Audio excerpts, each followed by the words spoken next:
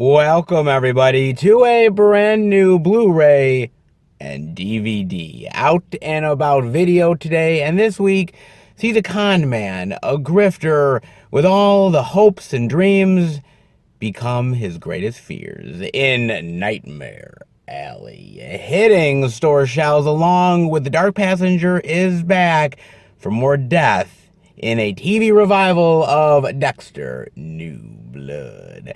And we also have a little 4K love with the greatest crime drama mob series of all time. The Godfather Trilogy in 4K. Plus much more. Let's go see the deals, exclusives, and we are at our first location, Walmart. So let's go in and see what they got. All right, everybody, we are in at Walmart under the new releases, and we do have new release love. Well, that was new release love that was supposed to come out last week. Damn.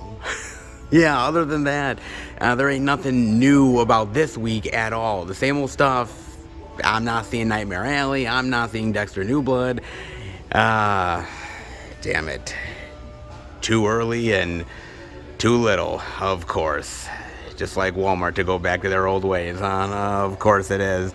I mean, hey, at least they do have the West Side Story love, so at least they have that, finally. I mean, they have the DVD, they have the Blu-ray, and they even have a Walmart exclusive, which comes with a fabric poster. That's actually kind of cool, I'm not gonna lie. That's actually pretty interesting. And actually not bad poster artwork, too. That's pretty neat. Only at Walmart exclusive, not bad. They were doing a lot of exclusives for West Side Story, and why not Walmart as well? I am a sucker for a good poster. That does look pretty cool, all things considered, man. Not bad if you're into posters. $32.96 for 4K and a poster? Pretty good, all things considered. They have that. I'm also noticing something that I didn't even realize. So I showed off American Underdog a few weeks ago, right?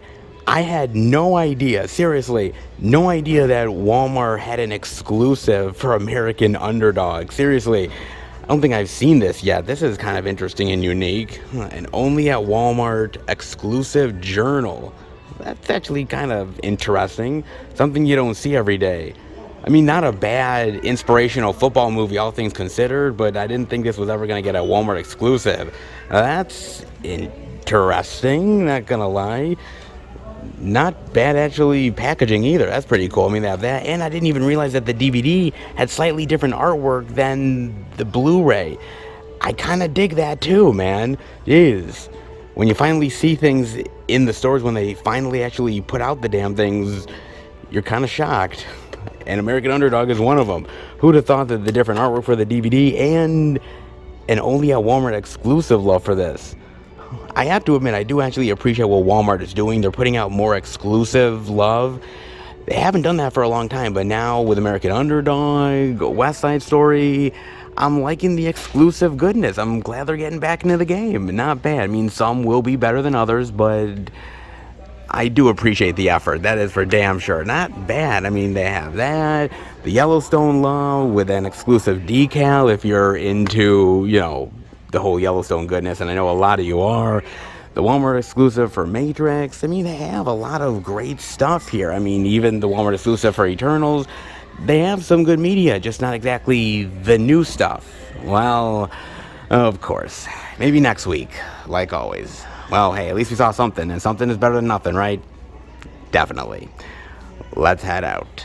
So I'm curious, if I ended up building this Infinity Gauntlet Lego set, and I snap the fingers, you think the physical media will just magically appear? Boy, wouldn't I wish. Oh man, I definitely would indeed, dude. Seriously.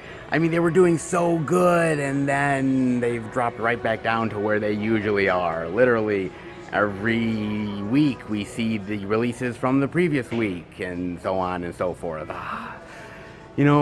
Just when I thought they were getting into a routine, they slip back into their old ways. This Walmart tends to do that at times. So am I really surprised? Probably not, but I was definitely hoping for a little bit more. Let's hope they get back to the routine that I like. In the meantime, well, hey, it is what it is. And we did see at least a little bit stuff from the previous weeks, Walmart exclusives that I didn't know existed. So it's always good to be informed. But what about the new release love? Where is it? Well, it's certainly not here at this Walmart, so I guess we've got to go searching. All right, everybody, we are at our second location, Target. But before I go in, I gotta talk to you guys about something. Now, the pandemic has definitely changed a lot of things. We are in the new normal in many, many ways. And when it comes to theatrical movies and the window of opportunity from movie theaters to streaming, well, that's gonna be normal too, especially when it comes to Cineworld boss Mookie Grittinger, who says the 45-day theatrical window is the new normal. Let's dive in, shall we? Theatrical release windows, the period of which fluctuated during the pandemic, have stabilized at approximately 45 days, according to Cineworld's Cinema Group CEO Mookie Grittinger. Speaking at an earnings call after the group posted revenues of $1.8 billion in 2021, on Thursday, he said, the new normal window is around 45 days. The big movies we know already from the studios will have even a longer window. Some of the movies will have a shorter window. But in general, the whole COVID experience taught us and taught the studios, because at the end of the day, partnership, that's the best way to see income from the big movies, starting with theatrical. And he's not wrong. Expanding on the theme, Grittinger said the films which are likely to generate 80% of the box office will have a minimum 45-day window at the box office, with the studios looking at an even longer window than this for some titles. The executive did not comment on Cineworld's position regarding films that go day and date with a simultaneous streaming and theatrical release. There will be movies that will have shorter windows. Some of them might even go day and date. I'm not sure that we will show them, Grettinger said. We are analyzing case by case. We have deals with all the studios, and some things are more flexible and some are less. Grettinger declined to go into the details of agreements with the studios, but said that the group is in a good place with them.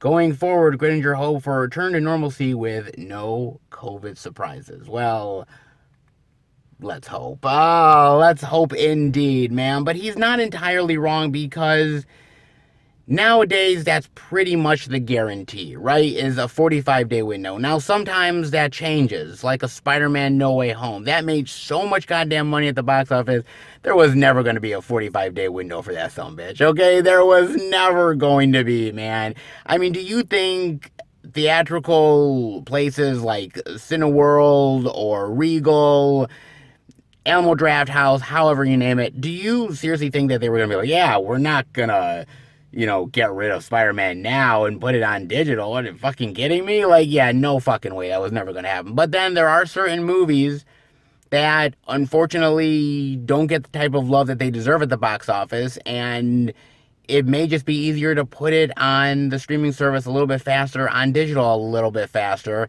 and that's where the 45 days come in. And if you think about it, 45 days really isn't that long at all things considered, because it's like a month and a half, which really nowadays flies by in the drop of a hat, man. I mean, that goes by quick. I mean, think about this.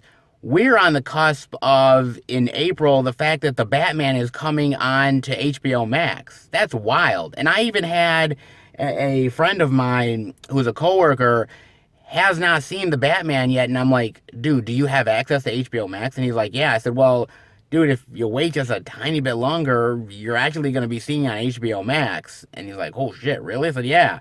So it's kind of surprising. Some movies, studios have a little bit of a leeway with. Some go out a little bit faster, like with Snake Eyes. If you remember, Snake Eyes bombed at the box office, and Paramount is like, dude, we have to get this thing to a digital platform as soon as we possibly can, man. We have to do it quick. And so they said, fuck the 45-day window. We're doing it like within like 2 or 3 weeks, and there we have it, man. So the 45-day theatrical window is probably safe to assume that it's going to stay. It's going to be here for the long haul. Places like HBO Max, Hulu, Disney Plus, I think they're going to utilize it. And I think in certain instances, like with Marvel movies or Star Wars or perhaps even Avatar, that there will be a point when Well, honestly, if we can bend the rules a little bit, why not do that for a little bit more money? At the end of the day, what this is all about is basically cash.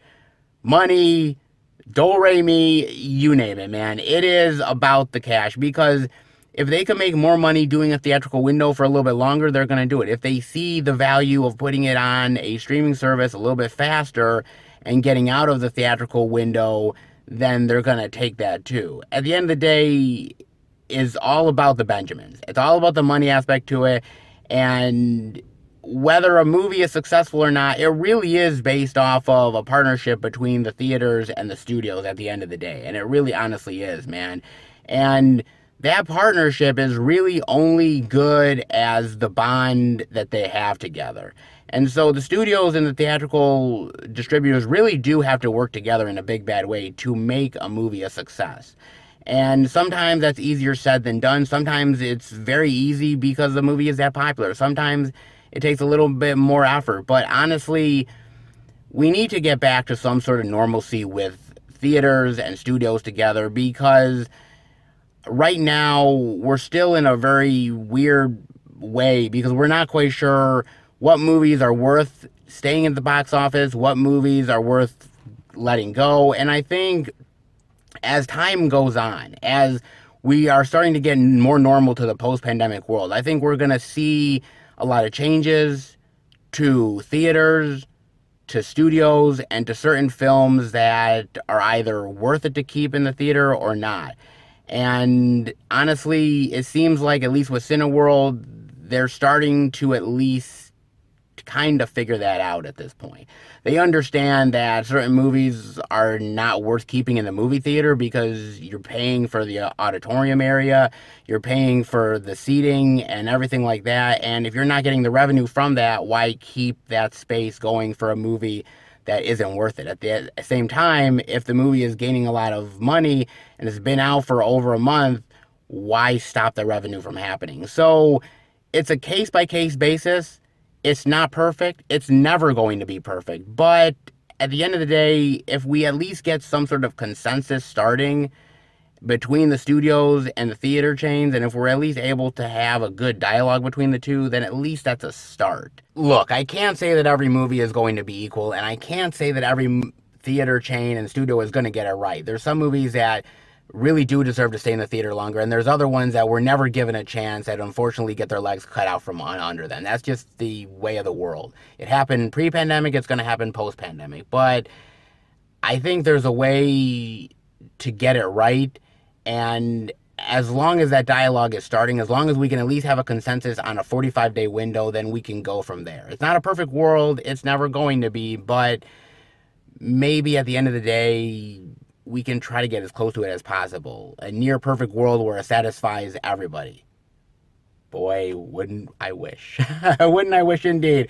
We'll see where this one goes at the end of the day, but I'm very fascinated to find out. Maybe you are as well. Definitely let me know. But as far as physical media is concerned, well, there is a little bit out there. Of course there is. Not that Walmart showed us anything, but Target has always been good to us. So maybe again this week. How about we find out? All right, everybody, we are in at Target, and, well, where Walmart lets us down, Target definitely pulls through yet again, and thank the Lord, man.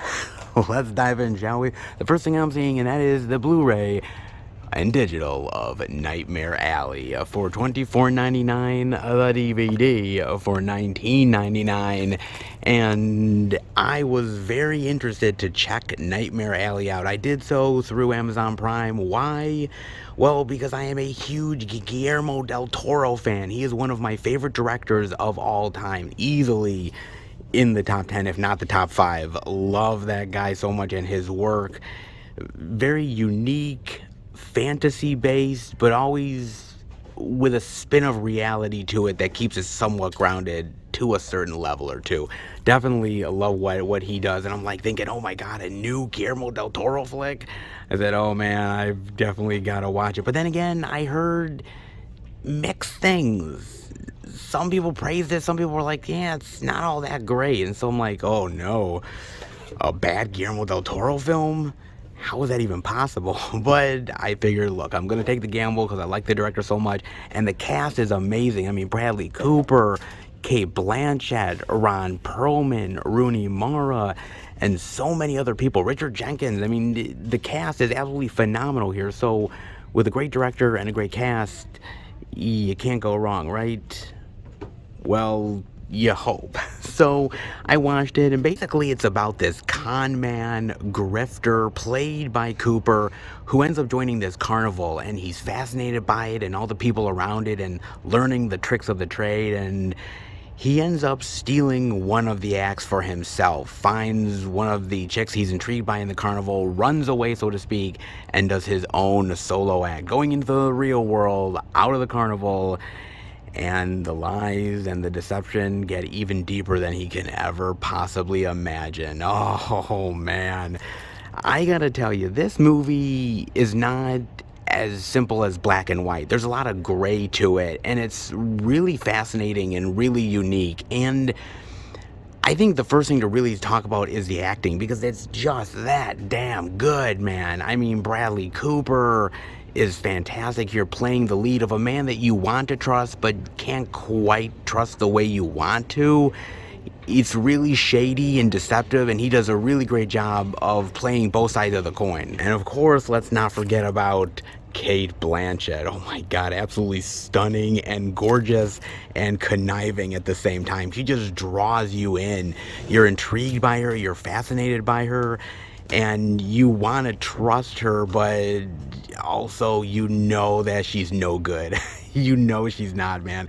She's so good in here. Rooney Mara, who plays this innocent girl that is in way over her head, she does a really great job here. Ron Perlman as one of the carnies. Willem Dafoe, who runs the whole thing, he's really awesome here as well. I mean, you have really even small roles by Mary Steenburgen and David Strathairn, and they're absolutely fantastic here. I mean, literally everybody is fantastic in this movie. From the biggest role to the smallest role, they all kill it, man. And again, the acting is probably the best thing about this movie by far. I do like the idea of being in the 30s and the 40s, and the idea of the carnies and the freak show and the misconception of that, and how somebody could play them and con them into trusting them and then screwing them over, and then him getting screwed over himself. Like, I like that idea behind it. And it's interesting because this movie is actually a remake. Now, it's a remake to a 1947 film also called Nightmare Alley. And Guillermo del Toro has said that it's not exactly remaking it, more as reimagining from the book, because both of the films were made from a novel source. Now, the novel source actually is a little bit more in depth with the characters and the deception, and you really get to understand everything that's going on with it. The movies don't dive into it as much as the novel does, but there is a lot of similarities between both of the movies. Yes, 1947, black and white. This movie is much more polished. There's better set dressing, obviously cinematography, wardrobe, the acting overall, of course there is, but there's a lot of similar stuff between the 47 and the 2021 version. The overall plot is similar, the characters are very similar, the carny setting, the idea of the manipulation and how he goes about it, a lot of that is very similar. Yes, there's certain details that are different and more dived into in the 2021 version, and certain aspects to the ending specifically that I think is much better done in the 2021 version than in the 47 version. The interesting thing about the 47 version is that it's a movie that is not as high profile as maybe it should be. It's a very interesting, underrated gem, and I actually think it's one of the best film noir movies of all time. I think it's really fantastic, and it basically stays with you for days. It haunts you, man, because of the characters and the situations and what this character goes through and what he becomes. And it's the same thing with this. I do think the 47 version is the better film between the two. I mean, it's not as expertly directed, obviously, and it doesn't have a lot of the great flourishes that you can do in modern filmmaking now, but I think it's overall a better movie experience. And with this remake, the problem ultimately lies in the fact that I think it's a little bit too paint by numbers. I think it's a little bit too predictable. You can see all the stuff coming a mile away. I think with the 47 version, there's a little bit more surprises to it. They don't always give away their hand at what they're going to do later on with the storytelling. And I think this movie kind of does that a little bit too much. I mean, the film is very well made, and I really do appreciate Guillermo del Toro's filmmaking style. I mean, again, I love Guillermo del Toro, man. I mean, Hellboy and Crimson Peak and Kronos and Mimic and Blade 2. Amazing stuff, man. But I don't think this is his finest hour. I really don't, man. I'm not saying this is a bad film, but I'm saying that in Guillermo del Toro's filmography, this is on the lower end of the scale. There's only been one movie that I have really not liked of Guillermo del Toro's, and that's Pacific Rim. And there's another movie now that I just think is so-so in his filmography, and that's Nightmare Alley. Again, it's not a bad movie as far as a film is concerned, and in any regular filmmaker's filmography itself, it would definitely be a movie that would be well worth mentioning. But with Guillermo del Toro, a guy that has such style and brilliance as a director, he brings it to this movie, but I wish it would have been done a little bit better, more surprises, and maybe not as paint by numbers. It's kind of a shame because, again, he's a great director. I mean, Shape of Water proves that without a shadow of a doubt, man. I mean, Pan's Labyrinth, absolutely amazing. He brings his quality and his style to it, but I just think the film itself is not as good as it could have been. Still great, but not up to the standards of Guillermo del Toro, put it that way. Still a solid movie overall, really great acting, great atmosphere, a story that's worth telling, but honestly, I think the 47 version still reigns supreme. I'll make you an offer you can't refuse. With the Godfather Trilogy 50th anniversary Blu-ray set. Well, this also came out in 4K too, but we only got the Blu-ray here, folks. But hey, it's still Godfather love, and you definitely got to appreciate it. And the fact of 50 years, I can't believe that I'm saying this, but the idea that this year I'm turning 40, and literally I'm only 10 years away from equaling The Godfather. Are you, what the hell? Seriously? Literally, this series is 10 years older than I am. What the fuck, man? Oh man, that really makes me old as a motherfucker. Oh my god. Yeah, the first Godfather movie then came out in 1972. Wow. Oh my god. Okay, well, alright. If I didn't need to feel any older than I already am. Thanks, Godfather. Oh, Lord. Oh, wow, man. Very well deserved, though, because The Godfather is an absolutely amazing series. I mean, literally one of the standards of mob movies in general. So fantastic. The acting, the story, the characters, the violence. It is so goddamn good and so goddamn memorable. Oh, man. It really honestly is. It deserves all of the 50 years of Godfather love that it has given us over the years. Absolutely, man. Oh, wow. That is amazing to me. Man, the Corleones. The Corleones are so great, and such a great family of deceit and murder and deception and love and passion. And, oh, man. If only everybody could be like the Corleones. Well, thank God they're not, man. Thank God indeed. The world would be a very messed up place if there were more Corleones in the world. This series has become the gold standard of mob crime boss movies, and there is so many other filmmakers and musical artists who have taken inspiration from this series, and rightfully so, because it's just that damn good. And it's become iconic. It has absolutely memorable scenes that have become staples of American cinema. It's an absolute brilliance of a series. And Francis Ford Coppola is a genius. He truly, honestly is. And there isn't much more to be said than already has been said for the Godfather trilogy. I mean, yeah, we can argue about certain movies being better than others. I know people really shit on Godfather Part 3, and I don't get it, because I think Godfather Part 3 is really good, man. I mean, okay, look, it's not as good as The Godfather, and it definitely ain't as good as Godfather Part 2. They're absolutely classics for a reason. And Godfather Part 3, yes, is a step down. Yeah, Sofia Coppola didn't do that movie any favors. But that being said, I still like it. I think it's a good examination of you becoming older and reevaluating your life. I think it's really good, man. Kind of underrated, I know.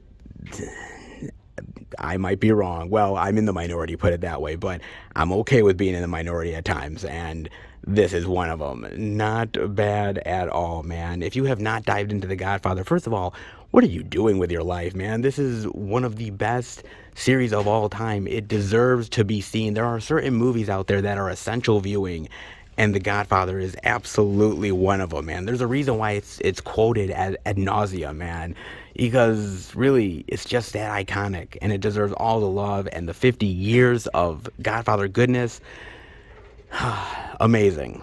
And honestly, let's hope for 50 more. They say that money doesn't solve all your problems. Well, they might be right with For the Love of Money. The Blu-ray digital for $16.99. Huh. This one I did not see this week. Didn't even know this thing was coming out, actually. Huh. Jeez. With a group like that, who needs enemies, huh? Oh, Lord. What is this about? In a criminal underworld that revolves around power, money, and danger, protecting family can lead to dark and desperate measures. Carrie Hilson stars. Gigi Davis, a determined single mom, walked away from $1 billion empire. Damn. Turn her own path. When the pressures of building a better life becomes too much, Gigi is pulled back into a role she tried to escape. You mean she's ended up trying to get out, but she's pulled back in? Just saying. A little bit of Godfather inspiration, perhaps? Perhaps indeed. Thrill of ride, but when a shadowy figure threatens her daughter's life, Gigi must choose whether to surrender or fight. Okay, yeah. It's greed, corruption, murder. Of course it is. We've seen this a time or two, haven't we? We definitely have, man. And it might even be aping off of a little bit of Godfather love as well. Yeah, I don't know. It's probably a generic movie, all things considered. You've seen it so many other times. You kind of see where it's going. The revenge aspect to it, and the mother has to take matters into her own hands. Yes. Seems a little bit too predictable for my take. But hey, look, man. It could still be a good movie, all things considered, but I don't know. I'm not even sure about the actors in this. I mean, Rotimi, DC Youngfly, Jazzy Jade, who the fuck are these people, man? I mean, seriously, are these people popular? Because if they are, I have absolutely no goddamn idea, man.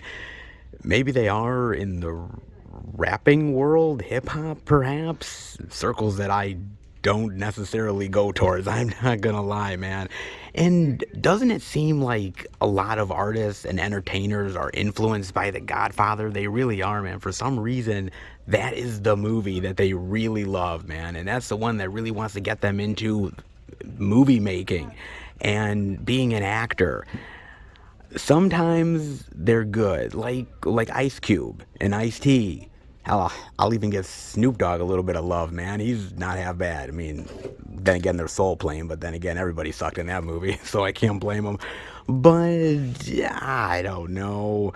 It just seems kind of average and mundane, and even having Cat Williams in here. I mean, I don't really like Cat Williams at all. I mean, the movies he's been in, I mean, I can't really take him seriously. The last thing I saw him in was Meet the Blacks, and that's a spoof movie, and even then I couldn't take the goddamn guy seriously. I don't know. I mean, his stand-up is pretty good, but as an actor, he ain't all that hot. Seems like a predictable movie with average to mundane actors, and feels like they're aping off of Godfather. There's a lot of movies like that, and now I suppose we'll add For the Love of Money to the very long, long list. The urges never go away. and neither does Dexter. In Dexter New Blood, long time no spree. The DVD for $24.99. Oh, it's good to see Dexter back. Well, maybe. I don't know about this, guys. I mean, I got a chance to watch this on Amazon Prime, and I'm of two minds of Dexter's return. I really am, because I used to be a huge fan of Dexter back in the day. I mean, a huge fan. I loved it. I used to have Showtime. I watched the series. I loved it, man. I mean, this guy who's a serial killer who rights the wrongs of other evil people, but does it because he has this insatiable crave for death and murder, and he's in this Miami police department, and he's getting away with all these crimes, but yet they're so close to catching him, but they never do. I mean, it was fun, and I love the characters and the situations, and I thought it was great, man. It really was way better than I think, honestly, it had any right to be. I mean, really, it was pretty goddamn solid. And I was going along with it. I was loving the journey and the ride. And then season 4 happens, okay? All right. Season 4 happens, right? And it is a phenomenal season. It absolutely blew the doors off of Dexter fans. It was amazing. And it was probably the best season of the show at that point. I mean, with the Trinity Killer and especially the ending, nobody, and I mean nobody, saw that ending coming whatsoever. It was unpredictable, and it was sinister, and it was shocking, and it was everything that Dexter fans wanted, right? It was whew, still to this day, amazing, absolutely phenomenal, right? And so you're thinking to yourself, oh my God, where can they go now after season 4 with the Trinity Killer? And unfortunately, they didn't go where you kind of thought they might. I mean, here's the thing about it. Season 4 for me, for Dexter, and I think even for fans in general, is the high point of the series. After that, it never got any better. It kind of just either maintained the status quo or was never as good as season 4 or the previous seasons, right? The killers was still good, but not as good as they could be. The situations, good, but not as good as before. And it kind of felt like they hit such a high point that they could never really maintain it or ever really reach the same heights. And I remember a lot of fans, and even myself included, and it reminds me of Star Wars, it reminds me of The Matrix, where it's like we start to become apologists, right? We start to say, well, yeah, it's not as good, but, you know, it's still good. You know, it's Dexter. It's still decent, right? And we start to make excuses for ourselves, but there is no denying the fact that it just wasn't as good anymore, okay? And it was just kind of going through the motions. And the 5th season wasn't really all that terrible, but still not really great. The 6th season was a step down. The 7th season was an even bigger step down. And by the time the season 8 happened, it wasn't really as good anymore. And that ending, oh my God, that ending, dude, Jesus, man, I'm still pissed to this day at that ending, man. He's a lumberjack. Seriously. He leaves his kid with this woman who's a complete psychopath, and he is in another state and ended up being a lumberjack somewhere. And I'm like, what the hell is this shit? I mean, what is this, man? This is a goddamn disappointment of a series finale. And I gotta tell you, man, this is the truth, right? I used to have all of the Dexter DVDs. When the series finale happened, when that went down, when I saw the lumberjack ending, I got rid of all of my DVDs of Dexter. I'm not even kidding. Every season, I purged from the collection. It was gone. I sold it off. I got rid of it. I wanted nothing to do with Dexter anymore. Dexter disappointed me. It pissed me off. I was somebody who was hugely invested, and they did me like that.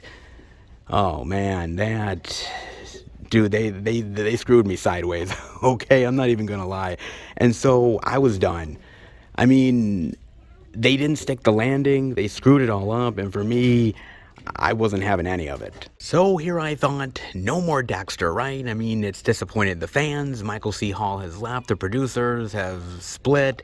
And Showtime really has no interest in wanting to continue it even further. So I'm like, okay, fine. I'm gonna have to live with the disappointment forever, which I was perfectly fine with, considering that I just chucked all the the DVDs away. And who'd have thought that many years later, Dexter would come back for a revival? Okay, all right, man. I heard about it, and I was like, I don't know about this, man. I mean, maybe it'll be good, maybe it won't be, but it's interesting to see them come back after all these years, and what are they gonna do exactly? So that got me intrigued enough to want to watch it. Now, basically, it's about Dexter. Well, wait a second, not Dexter. Lindsay. Jim Lindsay. Yes, because he's changed his name, he's moved to upstate New York, and he's a changed man. He's no longer doing killing, he's not letting his dark passenger control him anymore. But eventually your past comes back to haunt you, and it definitely does in Dexter New Blood. Ah, yes. Perhaps his son will come back into the mix, and the Dark Passenger could rise again. Oh, yes indeed. You want to know what, man? Watching this season of Dexter, the one thing I kept thinking about is that it felt like an apology tour. I'm not even joking, man. It felt like the producers and the stars basically were like, look, we're sorry we fucked up, okay? This is an apology. We didn't mean to screw the fans like that. We didn't mean to have the lumberjack shit, okay? And yes, I know the producers will go out of their way to say, well, we had more idea for more story, and this was always the idea. We wanted to do this journey with Dexter. That's bullshit, okay? This is an apology tour. Totally 100%, man. No doubt about it, man. They're basically saying, look, man, we want to correct the mistake that we made. And there's a part of me that appreciated the fact that it's an apology tour. A part of me that felt like, okay, if this is the real end to it all, I'm okay with it. I can swallow this, okay? I honestly can, man. And I like the fact that Dexter's life comes back to haunt him. The fact that all of these things that he did, it's not like he can escape them forever. One way or another, things are going to come up to the surface, and you have to deal with it. And I love the idea of dealing with Harrison, dealing with his son that he abandoned so many years ago, and the fact that he has the same tendencies as him, and the fact that you're literally looking at yourself through a mirror in a lot of ways. And how are you going to deal with that? How are you going to confront that? And I like that a lot. On top of that, the idea of being in a small town, gossip, not many people, and the fact that when there is a crime that happens, it's not like you can hide it as easily as you can in a big city like Miami. You know what I'm saying? So a lot of stuff is on the plate. A lot of stuff is in his face. And he either has to deal with it or go down with the ship. Oh, man. I will say this. Michael C. Hall, brilliant as always as Dexter. He brings it. He always brought it as Dexter, man. Even if the stories weren't always solid and the show didn't always get as great as it used to be, he was the one constant, and he really remains that to this day. Michael C. Hall is the anchor for this whole thing, and he truly delivers in a spectacular way, as I think everybody does. Even Dexter's sister comes back. Yes, no longer Harry, who's the conscience.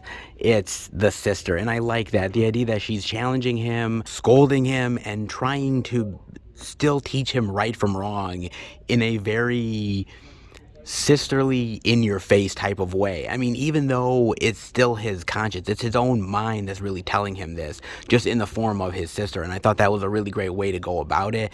And I really even like the son here, Harrison. The idea that he's a typical teenager, the fact that he has issues with his father, I mean, way more than normal teenagers, okay?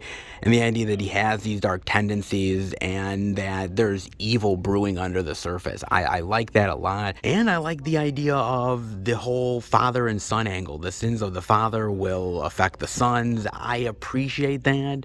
And I like what Dexter really had to deal with this season, confronting a lot of his dark past. I thought all that was really great, man. But at the end of the day, it wasn't all roses either, because even though I think they dealt with Dexter in a much better way than they did that last season, especially that lumberjack shit, I still felt like it didn't all come together the way I was really hoping it was going to be fair, man. And there was a lot of issues that I had. I mean, I do think that the season was very sloppy and messy. not only the killings, but the character of Dexter and how he handled it. Now, I know some people are like, well, look, he's been out of practice for a long time, but it ain't like riding a bike, okay? I mean, he's a killer, okay? It's not like you lose that shit. All right, I mean, come on, man. He's like, what? He suddenly loses the idea of how to kill people? I mean, come on, man. Wouldn't you have a backup plan for all that shit? I mean, especially if your Dark Passenger comes back, if it's that strong, wouldn't you have sort of somehow figured out how to deal with that shit if it ever came back up again? It felt not like Dexter, in my opinion. And even the main bad guy here, played by Clancy Brown, which, by the way, Clancy Brown is great in this season. He is absolutely phenomenal. He really brings it. Love Clancy Brown so much, man. I just felt like the character was unique and interesting, but it only really got fascinating, and he really only brought out his evil side towards the end of the season. Unfortunately, the first half of the series, it kind of felt like the character was just there in the background, and it wasn't until later when you really started to see more of what was going on with it. I would have liked them to dive a little bit more into the character and have Clancy Brown do more killings. I think it would have been more effective. I understand what they were trying to go for, and I think it kind of works, but not 100% either. And I just kind of felt like it was a little too easy how he got caught and how the end of Dexter happened. It's not how I would have wanted it to go. I would have wanted it to go out much differently. I felt that it was kind of rushed. It felt like it was too easy, and I felt like maybe it was a little too predictable at the same time. It's a better ending than the lumberjack stuff, so I will give it that. I mean, I'm not going to fault it because honestly, they did finally end up at least making it somewhat right. So at the end of the day, I can't truly say they did me wrong, but I wasn't as fully happy with it as I was hoping. I had an idea for where they could have gone with Dexter and how the ending could have happened. They kind of did half of that, but they did it in a way where it just felt like we got to get this done. We got to get this over with. We got to finish it all up. And so let's kind of wrap it up quick. A little unsatisfying, I would say, overall. Kind of unsatisfying. And some of the storylines in the season didn't really make any sense. There's this whole storyline towards the beginning of the season with this oil tycoon and climate change. It's in the first couple of episodes, and then it never comes back again. Literally, it doesn't make another single appearance. Why the fuck was it there in the first place? Why? I mean, there were a lot of storylines that felt needless, didn't even need to happen. And Dexter's a great character, and I like how they handled some of the aspects of him confronting his past, but it also kind of felt like they kind of cheapened out at the same time, too. It's not perfect. It is a better apology than I was hoping for, and the fact that we even got it amazes me, guys. I'm not gonna lie, because there's a part of me that says, boy, we probably shouldn't even got this at all. So I am thankful that they even tried this, but I kind of feel like with Dexter, it's more of the journey than the destination at the end of the day, because I kind of feel like they never really knew what to do with Dexter, and they never really knew how to handle the character completely. And once they really had that great season 4, it kind of felt like they didn't know where to go after that. That was such a powerful ending to that season and the potentials of where it could go, and I felt like the potential was lost. And then they kind of meandered for a while, and they just didn't really know how to finish it. Well, I don't know, he's just hiding somewhere and being a lumberjack, okay, whatever. I mean, look, it was unsatisfying then, it's still unsatisfying now, and the ending here kind of feels the same way. Much better than what the lumberjack ending is, but still feels rushed and not where it should have been. Unfortunately, I just think Dexter is a character that is one of those ones that will never truly ever get a satisfying ending. This is probably as good as we're ever going to get, and that ain't saying a whole lot. The Dexter show is worth it, the character is worth it, the journey is worth it, but the destination, not so much. Just saying. Still worth it, and I'm glad to get an apology season because we definitely deserve it as fans, but I just wish it was a little bit more. You know what I'm saying? If only they had stuck the landing. But, well, better than nothing, put it that way. Better than nothing indeed. Hey, we got what we got, guys, and that it's the same for the physical media love. Hey, at least we got some goodness this time around. Much better than Walmart, and I'll definitely take it. Not bad for Target yet again.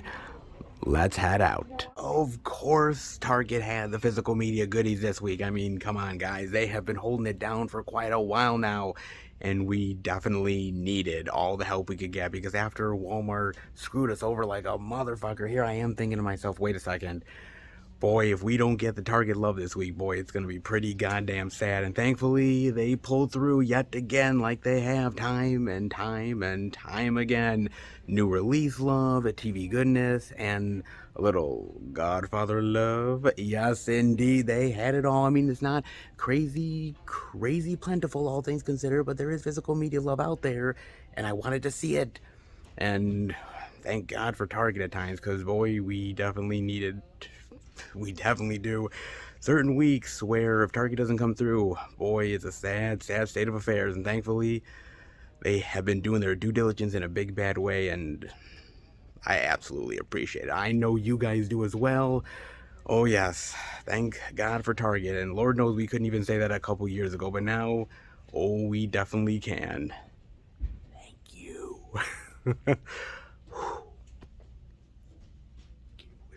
So much. Well, at least we saw some physical media love here, but there is more to hopefully check out, so how about we head out here and find more media? All right, everybody, we are at our third location, the second Walmart. I'm going to go and check out if there's any interesting indie titles worth showing off. If there is, I'll bring it back to Film Fan 108H2 and show it out to each and every one of you. But before I do that, I got to talk about a trailer with you guys, and this, man, it had me in the feels big time as an old school fan. I'm already on board. And that is Obi-Wan Kenobi. The series, baby. Limited series coming to Disney Plus very soon. Oh my God. This is something that as a fanboy myself, I am definitely interested in. So, all right. Let me be real here. I am an old school fan. I love the original trilogy, New Hope, Empire Strikes Back, Return of the Jedi, okay? I respect those movies. Those movies are absolutely classic, amazing, no doubt about it. No one's ever going to really judge those like they're bad or anything. They're just that fucking good, man. Classic, pulpy, sci-fi fiction goodness. But here's the thing, though. So, when it comes to the prequels, boy, there's a lot of people out there who have their opinion on the prequels, and it ain't always good, man. And look, I've been critical of the prequels at times, too. I definitely have. But there's also a part of me that really loves the prequels. You gotta remember that when the first one came out, Phantom Menace, I was my early days of high school. And it was a very monumental moment for me as a Star Wars lover, being in the movie theater watching a brand new Star Wars film that you never thought you would see another brand new moment in the Star Wars history. And being in the movie theater, being part of that history to it was so amazing. And regardless of the issues, regardless of, you know, maybe not as investing as much in Padme as you wanted to, or the whole Jar Jar situation, the political stuff, it was still such a great experience. And you left the theater really feeling like, oh man, this is awesome Star Wars. And yeah, you can critique a lot of stuff about it, but honestly, one of the best things about the prequels, all three of them, Phantom Menace, Attack of the Clones, Revenge of the Sith, is Ewan McGregor. Ewan McGregor as Obi-Wan killed it. He was perfect casting, and he did an amazing job through all three of the films, really transitioning and starting to get the whole Alec Guinness look and the cadence, and really starting to dive into that. And there was always maybe a little bit of a door open. Just a slight door open, that the possibility of maybe there would be more Obi-Wan stories to tell. Because you got to remember that at the end of Revenge of the Sith, he stays on Tatooine. He's watching over Luke. And of course, we know where that leads him in A New Hope. But there's a whole stretch of time where there could be more stories and adventures to tell. And so, would they take the opportunity?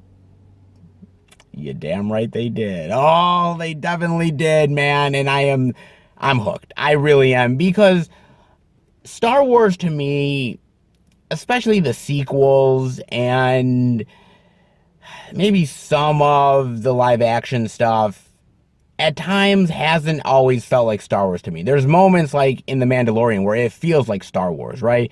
But then the Boba Fett stuff, moments, yes, but for the most part, it felt slightly off. But watching this trailer, man, and yes, it's a short teaser trailer, doesn't really show a lot much, really very fast clips here, very fast clips there. But just seeing Obi-Wan again, seeing Ewan McGregor back on Tatooine, watching over Luke, hiding from the Sith, hiding from Vader, like that is like, that's what you imagined when you were a kid. You're like, oh man, what did Obi-Wan do all those years watching after Luke? And you're like, yes, we finally get to see it. And that's some really cool shit, man. However, there is a hell of a lot more to get excited for than just Obi-Wan, even though he's like the whole damn series. But it is more intriguing than just him because there's these bad guys out there who are hunting the Jedi. And I love their philosophy in the trailer. And I think it's just really fascinating that basically they're like, look, the code, the Jedi code that they live by, it's like an itch. They gotta scratch it, man. It's what they live by. It's who they are. And this is how we're gonna find them. And this is how we're gonna catch them and kill them. And I love that. Now, I know those guys are from the Star Wars animated series, some of those ones. I've never seen any of that stuff. I know you guys are like, dude, you got to get into it. I know I do because I've heard it's really fucking awesome, like Rebels and a few other things. I got to dive into that stuff, man. Clone Wars. I'll get to it eventually. Maybe. But I heard it's amazing. And I love the idea that the live action stuff is taking influence from the animated stuff. It's all mythology at the end of the day. It's all canon. And I really appreciate the fact that they really are taking some unique elements from other series and putting it in here. I think it's really cool. I think it's awesome. And I'm looking forward to seeing even what they do with Vader here, because it's kind of like walking a tightrope, right? Because you have a certain amount of leeway of story that you can do with Obi-Wan and Vader here, but it's not like you have a lot of rope as well. You're having to tread a line because you have to go by certain things that Vader and Obi-Wan talk about in A New Hope. You have to go by timelines and the mythology, and I'm kind of curious how they're going to play it, especially with Hayden Christensen coming back as Vader. That's really cool, man. To see him and Ewan McGregor back on the same screen, that is really fucking cool, really epic. And as a Star Wars fan, as somebody who really dug the prequels, especially that end battle in Revenge of the Sith, I can't wait to see where that goes, man. I hope there's an epic battle. I hope there's really great confrontations. And I hope that this series sticks the landing, because I think Star Wars is still a really great property. It's still a really wonderful entity and a great franchise. But I think a lot of people, myself included, would agree that it's kind of went astray a little bit. That, unfortunately, the sequels have kind of tainted it. And the way that they've handled things, Disney hasn't always been the right way to go about it. So this is a way to get the old school fans on board, new school fans, and bring us all together with a series that I think could really be great, man. I think Ewan McGregor's going to kill it. Ewan McGregor has been wanting to come back to the Star Wars franchise for a really long time. He's finally gotten his wish. I think he's going to be amazing. If it's anything like the prequels, he's definitely going to do an awesome job. I want to see the exploration of the Empire and how they're hunting the Jedi. And I just really want a great emotional, invested story that really reminds me of the old school days of Star Wars. And I think if any series can do it, it could be Obi-Wan, man. Oh, God. And just the fact of in the trailer, you get to hear Duel of the Fates. Oh, my God, dude. You know, you got to remember, man, 99, I'm in the fucking theater. The lightsaber battle's going. Like,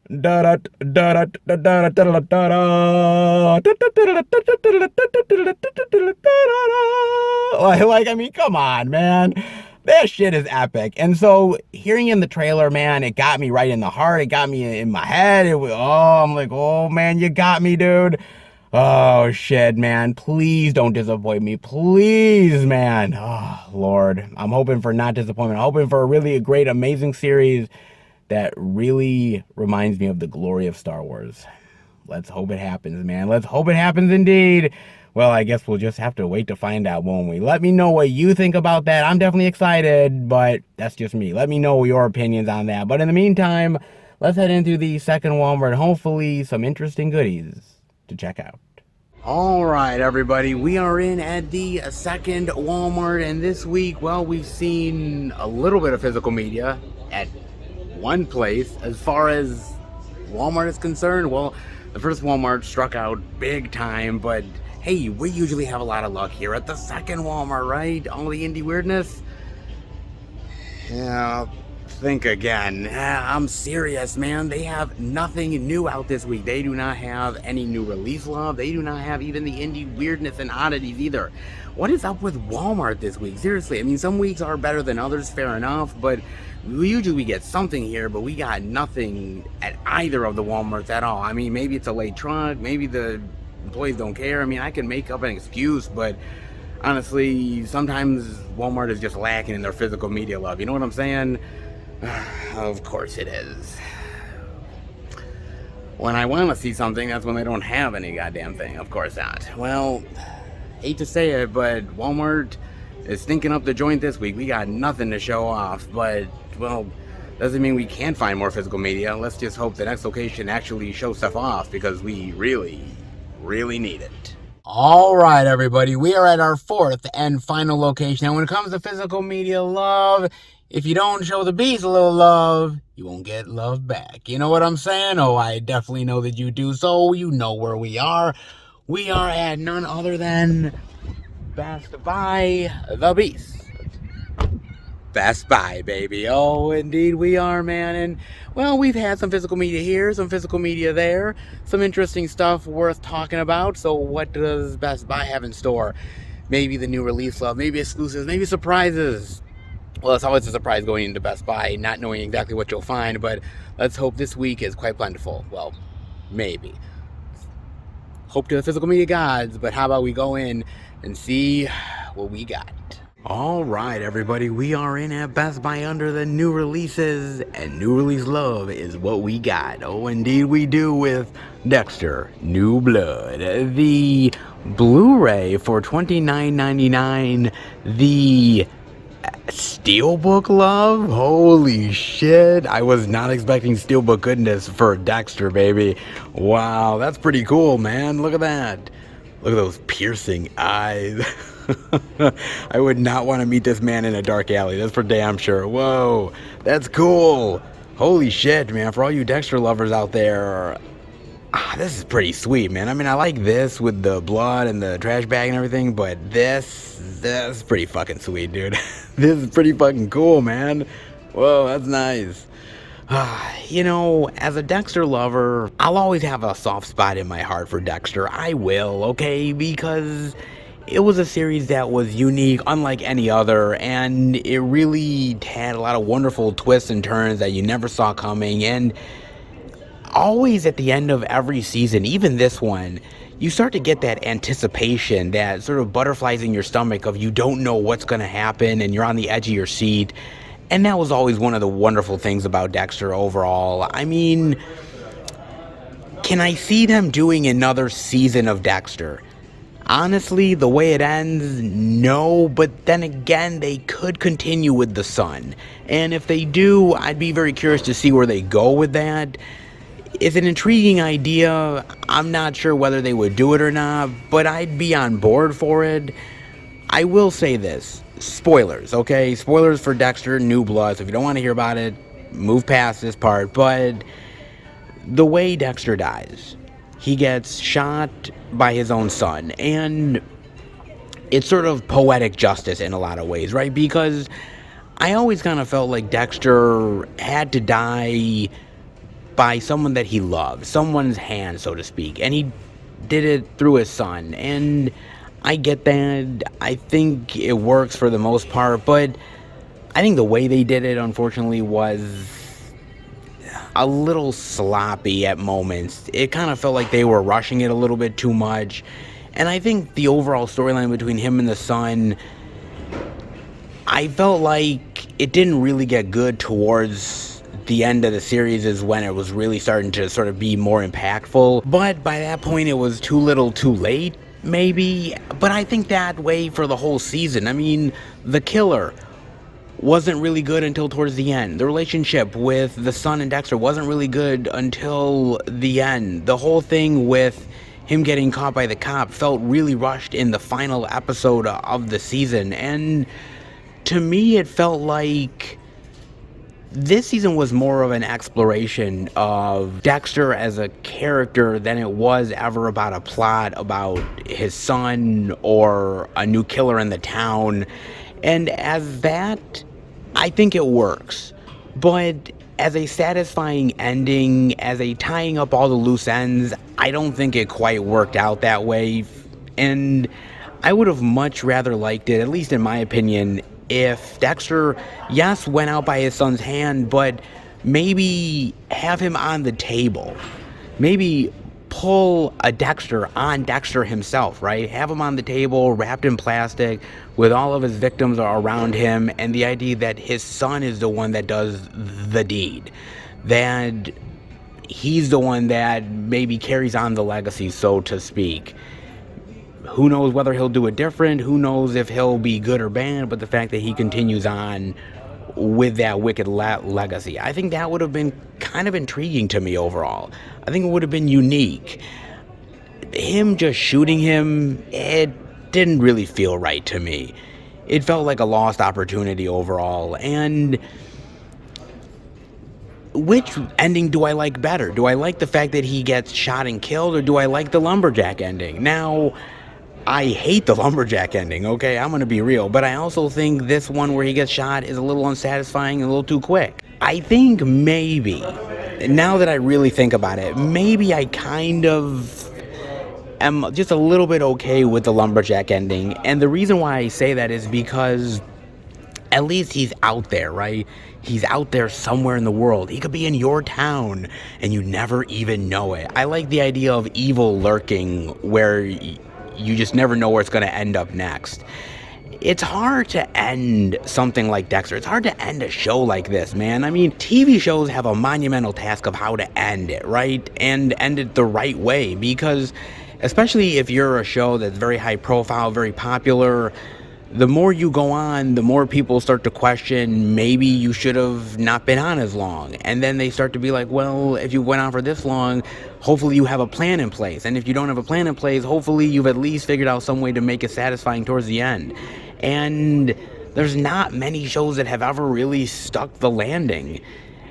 Dexter is among the huge pile of shows that unfortunately just didn't quite pan out the way you wanted to, and turned out to be less than you hoped. I mean, I'll always love Dexter to a certain extent. Those first 4, maybe even some of the 5th season, I'll always dig and I'll cherish them, and I'll rewatch them from time to time. But I just kind of feel like this character, this show, was never meant to last a long time. It's kind of like a shooting star, right? You see it briefly, it shines bright, but you're not meant to see it forever, because you just kind of get used to it, and at a certain point, it just kind of becomes like everything else. Dexter is special. It really was, and I want to remember it for the good times, and trying to see them wrap things up unsatisfyingly or give an ending where he's chopping wood, I just feel like Dexter deserved more than that. And unfortunately, I don't think we will have ever gotten a satisfying ending that will truly 100% satisfy the fans, even myself, but maybe that's not the point. Dexter is a character that always expected disappointment in his life, and why not go out that way? You know what I mean? I'll always love the character, and Michael C. Hall will always be known for Dexter. He was just so goddamn good in the role, and it was just nice to see him play the character one more time, man. Just one more time to see it was just special. it has its warts, and it's not perfect, and a little unsatisfying, yes, but man, I never thought we'd see Dexter again, and so that alone, warts and all, make it absolutely worth it. Just saying, man, it absolutely does. I mean, you get some special features. Why now? Dissecting Dexter New Blood, Dave is back. Dissecting Dexter New Blood, the kill room, all out on the table. When you get some special features, look, at the end of the day, Dexter was an amazing journey to go on. And I'll always love it, but I'll always have my frustrations. And I guess that's the journey of any TV show, right? There's moments of ecstasy, there's moments of disappointment, and at the end of the day, you're never truly satisfied, but maybe at the end of the day, the journey was worth it over the destination. What do you guys think? Definitely let me know for sure, man. I'll miss you, Dexter. All your wicked ways. You gave me a dark passenger that I can definitely dig. Till we meet again, my friend. May the odds be ever in your favor. Oh, indeed, I hope they are, man. With the 4K Blu-ray digital of the Hunger Games, the complete series, the steelbook packaging from Best Buy. Holy shit. Wow, I knew this was coming, man, but I didn't think I'd see it in stores. Oh, this looks so fucking sweet. Holy shit. For $90, man, it better damn well be. Holy shit. The Ultimate Steelbook Collection. Look at this. Wow. That is cool. Oh, that is so fucking sweet, man. Look at that. Oh, that is awesome. Oh, that is awesomeness. Hunger Games, Catching Fire, Mockingjay Part 1 and Mockingjay Part 2. Oh, baby. Oh, man. This looks really fucking cool, man. This really does. Damn, man, as a steelbook lover, well, at times I am.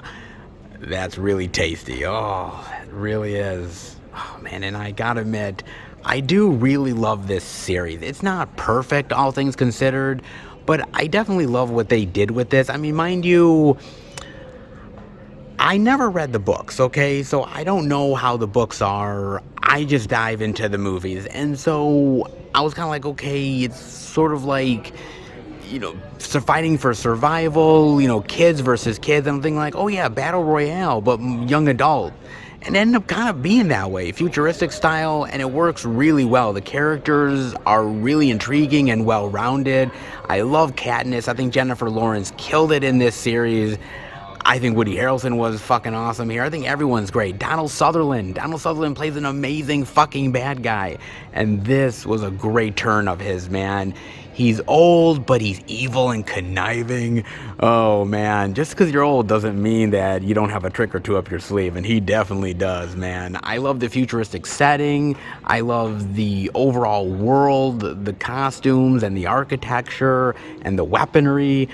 I think it's fucking awesome. I really do, man. I mean, the first one really came out of nowhere. I loved it. The second one, by far, I think the second one is the best out of the whole series. The third one is a little slow-moving, slow-going, takes its time, not a lot of action happens, but the finale, part 2, really goes out of its way to really build up the intensity and the thrills, and it does an amazing goddamn job of it. It's so really cool. And I think the ending is really satisfying, and I like where they took it overall, man. Not every young adult adaptation is worth it. Not everybody pulls it out of the park. There's a lot of young adult adaptations that unfortunately fail, and I'm glad to see that Hunger Games is one that really succeeded, because it's really fucking awesome, man. And honestly, it could have failed in so many ways, but it bucked the odds, and it ended up actually turning out to be pretty damn solid, all things considered, man. Katniss Everdeen may be from a poor district. The odds may not be in her favor, but it's damn fun seeing her try and kick a hell of a lot of ass. Oh, man, so good. Really fantastic. Amazing. And this probably comes with great special features, along with great artwork as well. Oh, my God. Stanley Tucci's teeth. Jesus Christ, it goes blind some motherfucker. Oh my God. This is a great box. Holy shit, man. And if you are a fan of the Hunger Games, dude, it's $90, but honestly, you get all the steelbook love, the special features, the unique packaging. I mean, for $90, Man, that's pretty goddamn solid, all things considered. When Best Buy pulls it out of the park, they definitely do. And this time, I think they succeeded. World of fortune and greed could be your undoing in Nightmare Alley. The 4K Blu-ray digital for $29.99. Oh yes. A little bit of a carnival freak show love. And I definitely appreciate it, man. In fact, I gotta admit, there's not a lot of carnival horror flicks overall. It's actually not a genre that's very plentiful, but there is a few worth mentioning, and actually one that I don't really get to talk about very often, and I wish I'd talk about it more because I love the movie. It's actually probably one of my favorite movies of all time, a black and white flick from 1932, Todd Browning's Freaks. Oh man, I love that movie so much. The first time I watched it, I was amazed by it. I didn't realize all those people were actually real circus carnival performers and with their disabilities. I didn't realize that until much later on. It was so amazing what these people could do with the life that God gave them. And I just really love the idea of this little circus performer who has a ton of money, is actually rich. How do you get the money exactly? Who gives a damn, man? He's just rich regardless. And the idea that this acrobat, this girl is really into him, but she's not into him because she likes the guy. She's into him because of the money. And there's this whole scheme to basically marry him and then kill him for the cash. And he doesn't want to believe that she's not into him, but the friends are trying their hardest. And, well, eventually the scheme will catch up to her and the strong man. And when they do, they'll become one of us. Oh man, I dig that movie so much. I really do. I think it's fucking awesome, actually. And an interesting thing, because Todd Browning directed Bela Lugosi's Dracula, right? From the highest of highs to the lowest of lows, because when he was filming Freaks, a lot of the real life oddities, these carnival workers with these disabilities, they were obviously working on the MGM backlot, and they were having lunch in the cafeteria with all of the big name stars and everybody else who was making movies at that time. And everybody was incredibly uncomfortable with them sitting there and eating. Even though they're actual human beings like you and I, they literally were like, why are we sitting near these people? These freaks? Like, literally, they were treated like second-class citizens. And I felt bad because that's how they are. That's how they were made to feel in real life. And a lot of these people, they don't have homes and families.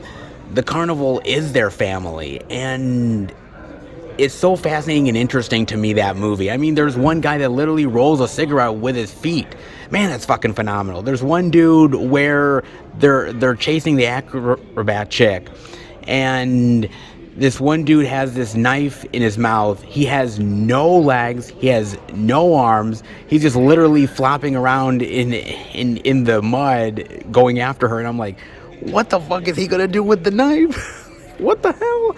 And so I was like, it was so amazing and interesting seeing that. And I love that movie so much, man. It really is a gem of a film that deserves a hell of a lot more love than it honestly gets.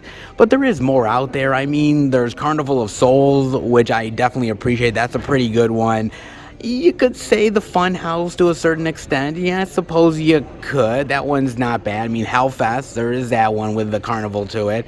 Obviously, you could say Freaked, that one with Alex Winter. I mean, not really a carnival, but it's got some freakish, nightmarish stuff to it. That's for damn sure, man. And it's actually pretty damn solid of a flick. Really great cult classic to that. But I'd also say American Horror Story. Yes, American Horror Story. If you remember, they did a season full of it called Freak Show. And honestly, it's probably one of my favorite seasons of the show of all time, because I really love it. And some of the characters, like Twisty the Clown and Dandy. Oh, man, those characters made the show so great, dude. Jessica Lange was awesome. And then again, she's awesome in everything she does in American Horror Story. But, oh, man, that was so good, dude. And it was very much heavily influenced by Freaks, and rightfully so, man. Oh, so good. And that includes Nightmare Alley as well, being another one of those carnival horror flicks come to life. Very cool stuff, man, indeed. I always appreciate that aspect to it because it's something that's kind of long lost. You don't really have that anymore.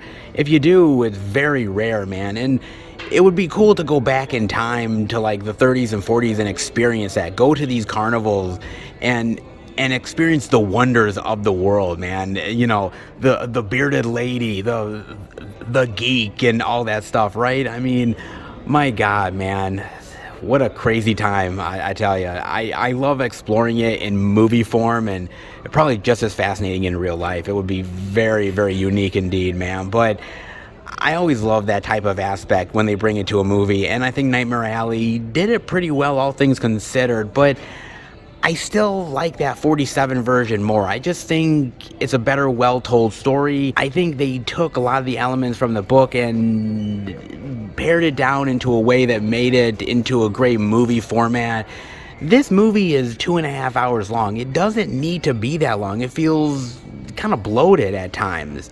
And I appreciated the performances. I appreciated the fact that Guillermo del Toro went out of his way to make a very stylish, old-timey flick with modern-day filmmaking, but I just don't think he pulled it off to perfection like the way he always does, man.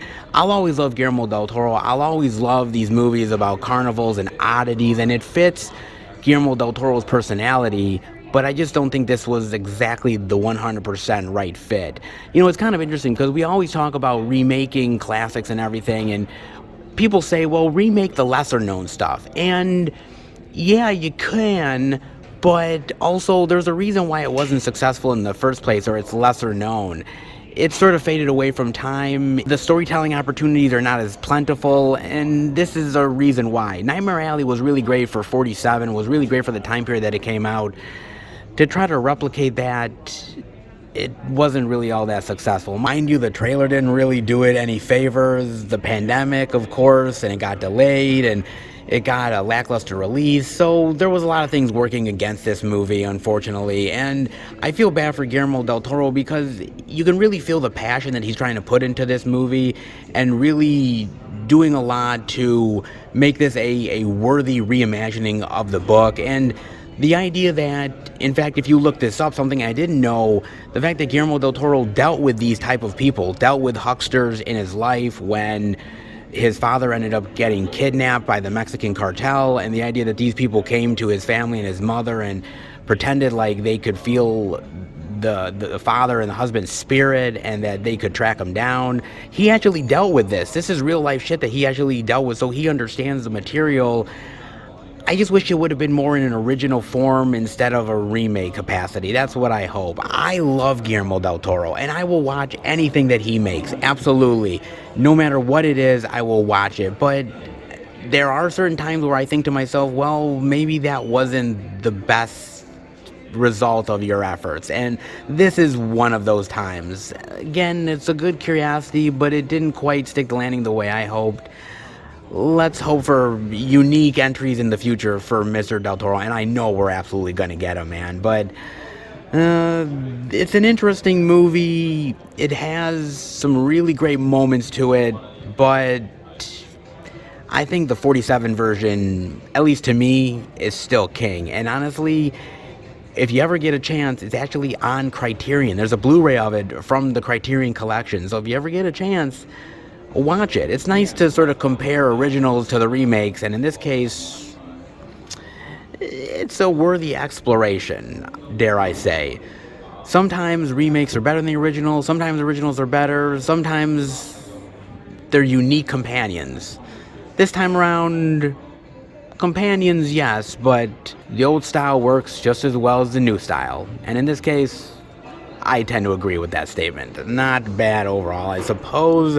And you do get some behind-the-scenes featurettes and a few other things added onto it. Like I said, man, I think that if you want to dive into a little carnival love, this kind of teases your fix a little bit. But honestly, dude, watch Freaks, man. Freaks is so fucking good, dude. Nightmare Alley has some good moments to it, but it ain't no Freaks. Just saying, man. I love you, Guillermo. I think you're a wonderful filmmaker. This, not your best effort. But I appreciate the try. I do indeed, man. And oh, I appreciate the physical media love. That's for damn sure, man. Not bad stuff so far. Let's see what else we can find. And more physical media goodness in the bag because, that's how Best Buy rolls. Like Steelbook love. Best Buy exclusive Steelbook love. More of it. Like West Side Story goodness, man. Now, mind you, we couldn't find it last week because, well, it all sold out. But hey, if you just wait a little while, you could always find it again, right? Why the hell not, man? Limited edition collectible steelbook goodness. Not bad, man. Oh, that's cool. Man, the inside of that is awesome. I like that, man. Nice. Pretty goddamn sweet overall. I honestly didn't think we were going to see it because usually when Best Buy runs out of a steelbook, they kind of run out of it and basically you ain't seeing it again forever. Unless you go on eBay and then you're going to pay like prices like a motherfucker, man. And they'll upcharge you like a bitch. So it's kind of nice to see the steelbook love here. Didn't think we were gonna see it, but hey, patience pays off, right? Apparently it does. Not bad after all, man. I'm liking the design, actually. I think the design is much better than the regular standard 4K. I mean, I like the whole thing with Tony and Maria there. It's sweet, but this is a pretty good looking Steely, man. I'm liking that. Not bad. And like I said, the movie is good. I like it. I don't think it holds a candle to the original. I still think there's problems with both movies. I think the love story just isn't as developed as it really could have been. And especially the whole thing of her sleeping with Tony after her brother's dead, that still rubs me the wrong way, man. It really does. But the music is infectious, the characters are very colorful and entertaining, and it's got a great messaging about tolerance and accepting other people, seeing both sides of the argument. I do really dig this. It is a good effort, but the original is much better. But then again, let's be honest. Most, not all, remakes tend to pale in comparison to the original. You know what I'm saying? And West Side Story is pretty much the same. Not bad, but stick with the original, folks. Maria, Maria, Maria. Well, if they cast a new play of it, hire my ass. Just when I thought I was out, they pulled me back in with the 50th anniversary Blu-ray edition of the Godfather Trilogy for $38.99. Now, there was the 4K here for $72.99, but man, that shit fucking flew, dude. Seriously. More people want the 4K than the Blu-ray, especially when it comes to the 50th anniversary love. Can't quite say I'll blame them because, it is the Corleones, man. I mean, come on. You really need it in your motherfucking collection. Regardless, Blu-ray, 4K, DVD, doesn't matter. You just need Godfather love in your fucking collection, man. If you don't have it, you ain't legit, baby. Indeed, you are not, man. Oh, so goddamn good, dude. I heard years ago that they were planning a fourth Godfather movie. Like, it was supposed to be like having Leonardo DiCaprio in it and, a new generation of the Corleones, and Andy Garcia was going to be in it. It was going to be about the drug trade and everything, and I'm like, oh, son of a bitch. Thank God that never happened, man, because I really did not want to see that shit. Don't touch Godfather. Don't do it, man. There's certain series that they touch after so many years and they fuck it up, man. Don't do it with the Godfather, please. It's perfect the way it is. Absolutely perfect, man. I mean, it has so many wonderful characters and so many wonderful actors. Robert De Niro, Albert Pacino, James Caan, Marlon motherfucking Brando.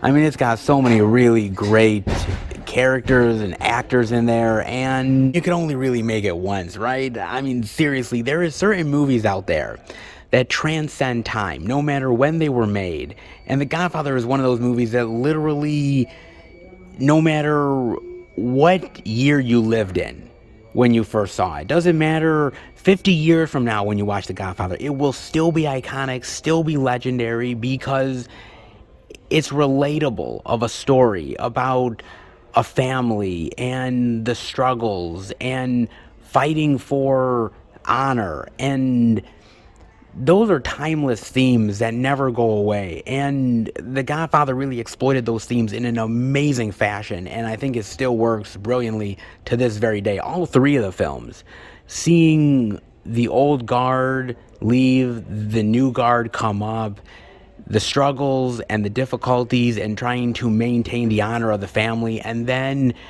seeing yourself as a changed man by your circumstances and trying to better yourself only to be pulled back in by the forces you were trying to get out of in the first place.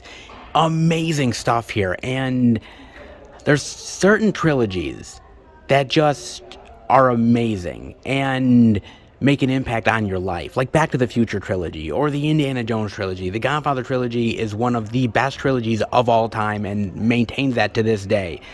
Third film maligned a little bit, yes, but I think over time it's gained a better appreciation, and I think the series overall is absolutely aces. It's one of the best for a goddamn reason, because the classics, they never go out of style, baby. Oh, they never do, man. I mean, look at all the stuff you get here. Jesus, all the new special features, the old stuff as well. It also includes the new Godfather Part 3 cut, the coda, the death of Michael Corleone. Man, it includes so much stuff to it.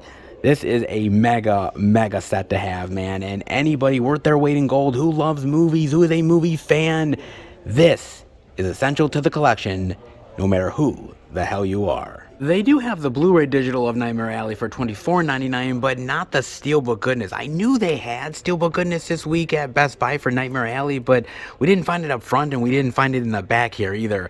Not sure they had many copies of it left, but anybody who's a big fan of Guillermo del Toro probably bought this thing, and I can't quite say I blame them. I'm a huge fan, but even filmmakers that I really love, like ones that are top tier directors for me, I don't have all their work. Just because you're one of my favorite directors doesn't mean that I'm going to go out and buy everything that you've done.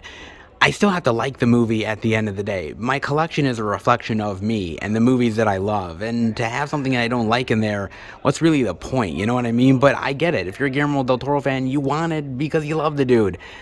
And he's really that awesome. So I can't quite blame you, all things considered. But they did have it, but not here and not no more. I mean, they don't have that, but they do have the Kingsman Steelbook love still, Looper 4K goodness, hey, they have Escape from LA 4K love, and come on, let's be real. If you ever thought that you would live in a world where Escape from LA gets a 4K, man, and we live in strange fucking times indeed. We are, man. I mean, you got the Shooter goodness, Green Mile love, Downton Abbey Steely, and even they still have Red Rocket. Oh, man, what the fuck? Seriously, if I have to see Simon Rex's Wang one more time, I'm gonna fucking lose it. Fucking hell, man. Ay. But a little bit of physical media love here, a little bit of physical media love there. Not bad after all this week. Not bad, all things considered. Decent overall. Let's head out. Well, Best Buy didn't do half bad this week, now did they?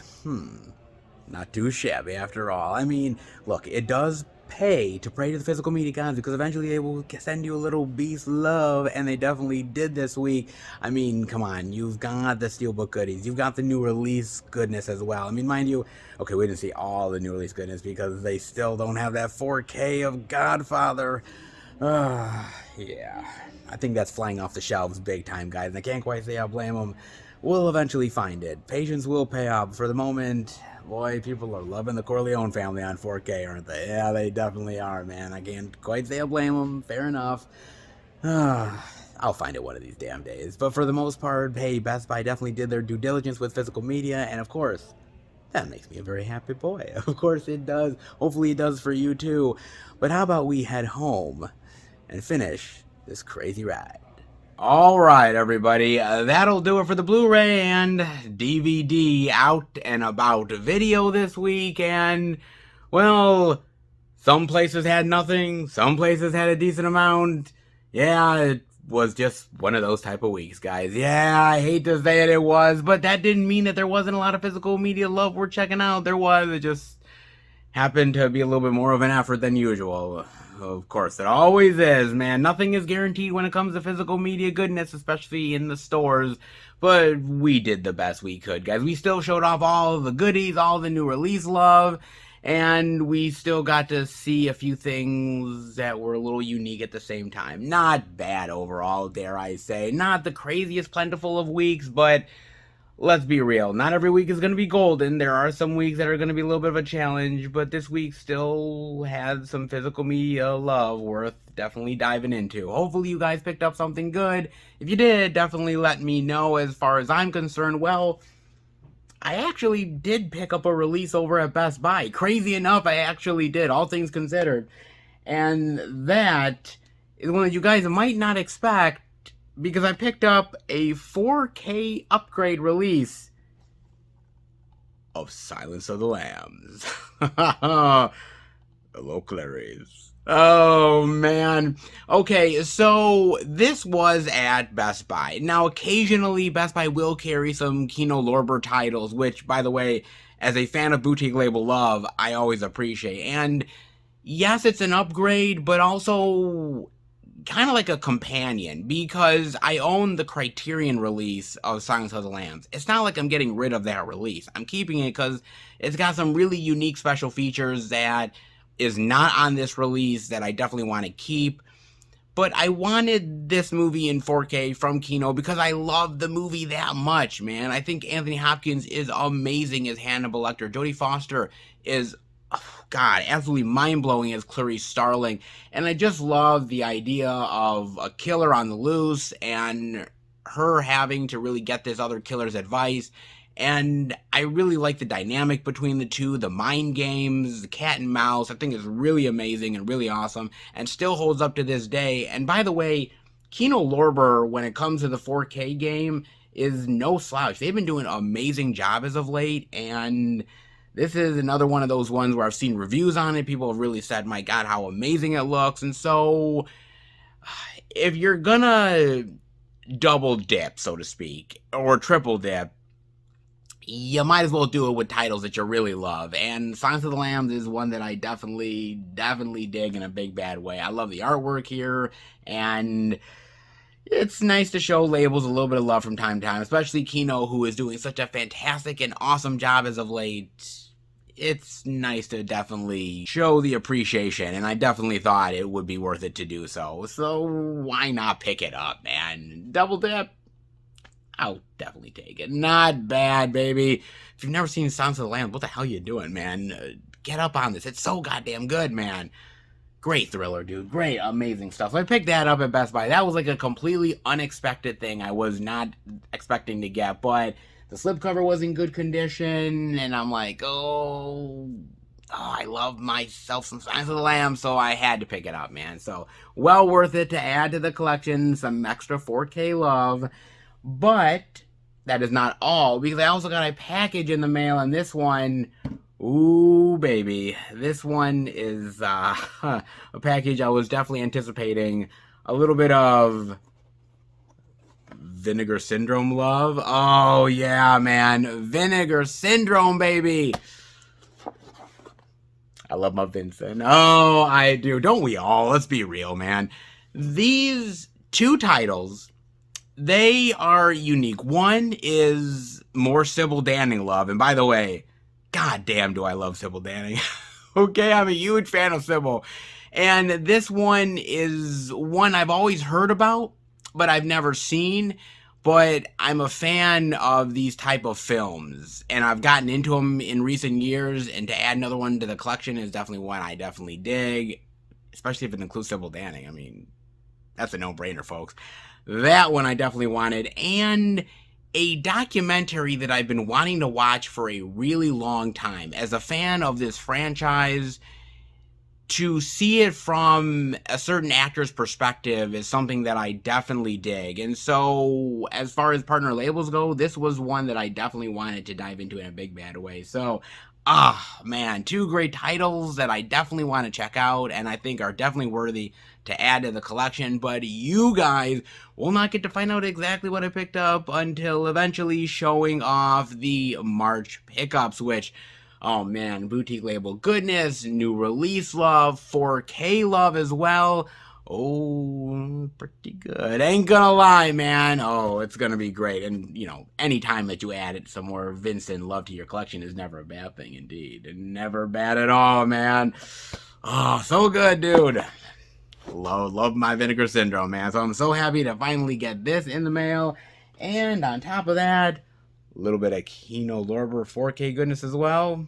It's a good week for physical media love. And before I let you guys go, I gotta talk about this because this is a matter of opinion. But a certain actor feels like if it wasn't for these particular films, then movie theaters, well, they go the way of the dinosaur. From Variety, Jared Leto, movie theaters might not exist if it wasn't for Marvel films. Let's dive in, shall we? Jared Leto admits to being a bit of a snob when it comes to film. But in this week's Variety cover story, the Morbius actor talked about his concern for the financial health of the entertainment industry. If it wasn't for Marvel films, I don't even know if theaters would exist, he said. It doesn't seem like there's room for everyone, and that starts to become a little heartbreaking.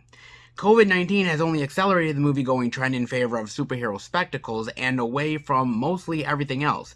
In the past year, Spider-Man No Way Home, Shang-Chi and the Legend of the Ten Rings, Venom Let There Be Carnage, and Black Widow, which all feature Marvel characters, were pandemic-era box office hits.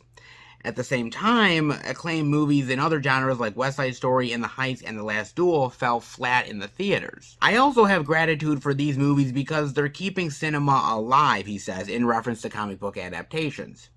Morbius, a superhero tentpole set in the Sony Pictures universe of Marvel characters, opens on April 1st. It's the third movie starring Leto to play on the big screen since the pandemic, following Ridley Scott's starry crime drama House of Gucci and the neo-noir mystery The Little Things. It's a privilege to be part of the couple of movies in a row that are supporting cinema, he says. Leto refers to himself as a lifelong cinephile and fondly remembers childhood trips to independent theaters with his mom. He later worked at a multiplex, but he was fired for... Wow. I didn't even realize this. He was fired for selling dope out the back door. Of course you were, Jared Leto. Of course you were literally kicked out for selling dope. Oh my god, man. Yeah, you're a true cinephile, all right. Oh my god. Okay. I know how important this was for me as a kid, escaping to the movies. That cultural experience was quite informative and impactful. I saw movies in theaters that changed my life. Okay. Leto was drawn to play Morbius, whom he describes as a bit of a dark horse, an outsider, because of the character's dark and disturbing transformation. When audiences first meet the renowned biochemist Dr. Michael Morbius, he's dying from blood disease. But after an attempt to cure himself goes horribly wrong, he turns into an otherworldly bloodsucker. Wow. Selling dope to becoming a bloodsucker. He's moving on up. Oh, man. Morbius is now Leto's first attempt in dramatizing a comic book villain. He played the Joker in the 2016 film Suicide Squad, which we don't really want to talk about, and again in Zack Snyder's Justice League, which was a little bit better. He allows that he'd be open to reprising Batman's notorious nemesis if Warner Brothers came calling. Well... Never say never. It's such a great cliche, but I heard Conor McGregor say it again recently, and I said, you know what? You're right, Conor. You never say never. Well, in this case, say never, please. Okay? Oh, well, you might have disappointed at the Joker, but you kind of got a point this time. You kind of do, actually. But the real opinion, though, is he right, though? I mean, is he right that Marvel movies have saved movie theaters, that without Marvel films, movie theaters would be done for?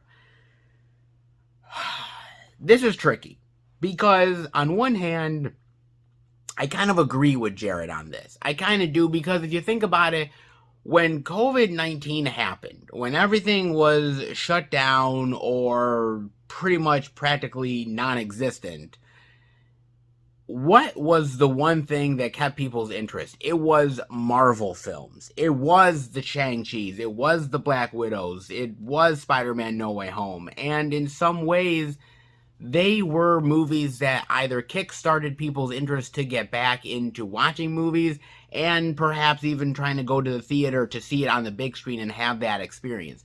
So Marvel films, in some ways, yes, did help save theaters in a certain way. Okay, fair enough. However, are they the absolute 100% ultimate savior? I'm not entirely sure it is. I mean, think about this, guys. It's basically the blockbusters that are saving things, and Marvel films are part of the blockbuster experience, so you include them in that. But honestly, it's not just them. It's these big budget tentpole films that are going to bring people back to the movie theaters.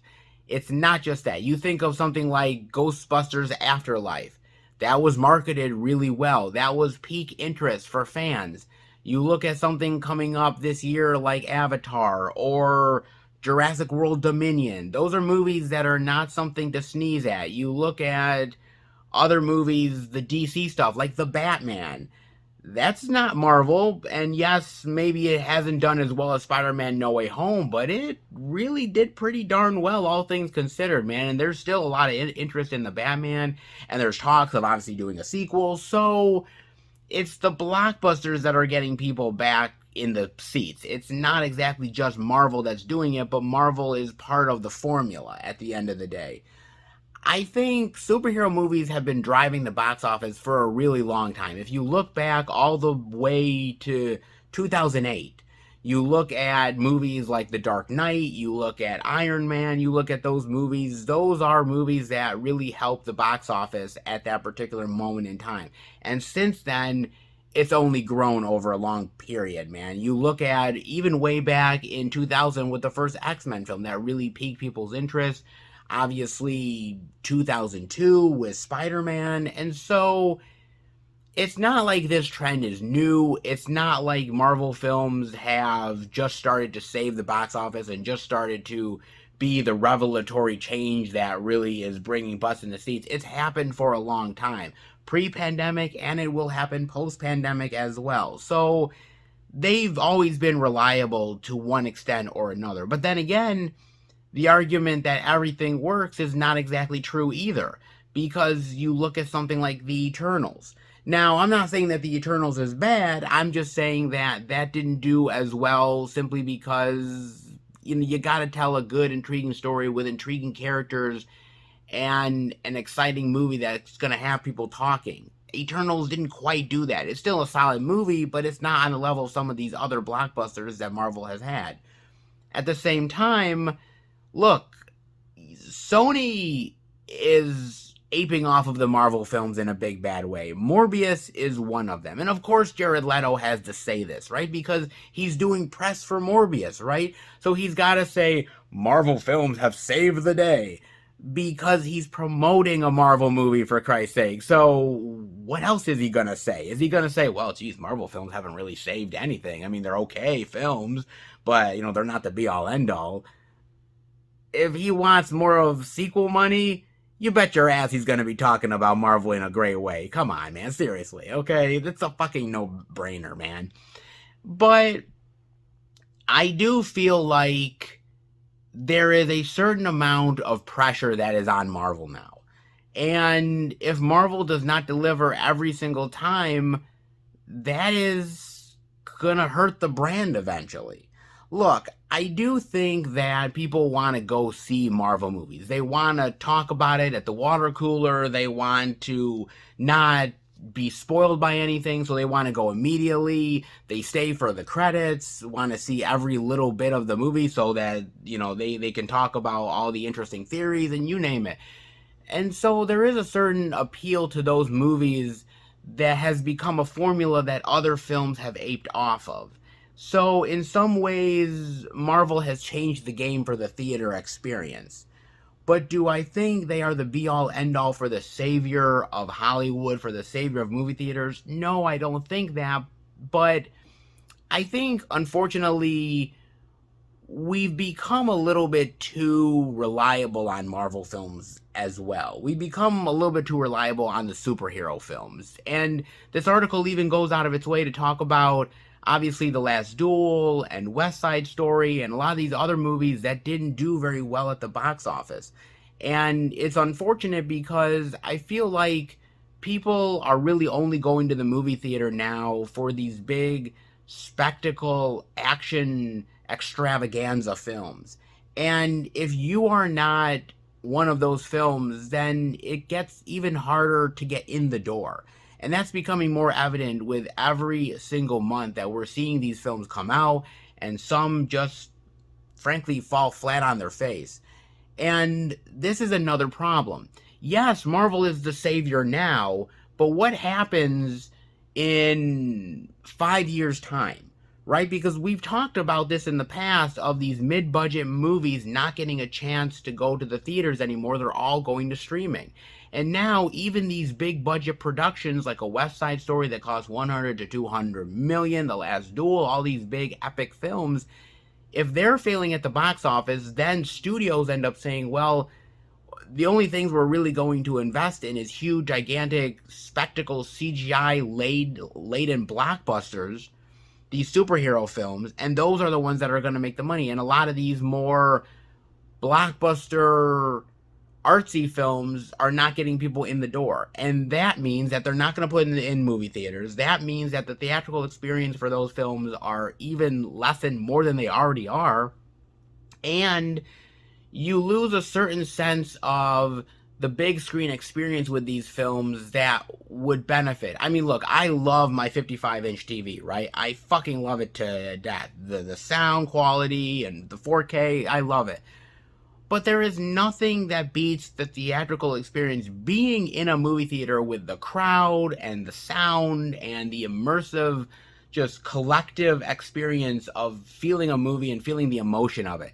Man, there's nothing like it. And so a lot of these movies that are now being put on streaming are movies that might have 10 years ago, hell, what am I talking about? 5 years ago, would have been easily in the movie theater, would have gotten a decent run, and would have gotten butts in the seats. Now, because of the pandemic, because of the way Hollywood is, and the money, and the greed, that a lot of those movies now just aren't seeing the light of day anymore, and are going straight to streaming, to algorithm hell. And that's also a problem. So, on one hand, I see Marvel as a savior, and I agree with Jared Leto. I agree where he's coming from, that these films really have saved Hollywood. They've boosted, obviously, the sales.